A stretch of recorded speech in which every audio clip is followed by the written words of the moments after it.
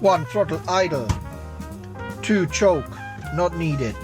Fuel selector valve, select the fuel is stunk. Right is fine. Electric fuel pump on. Propeller area clear. Libre!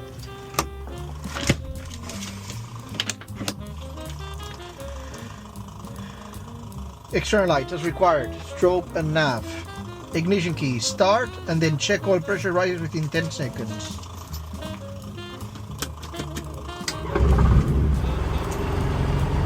Oil pressure.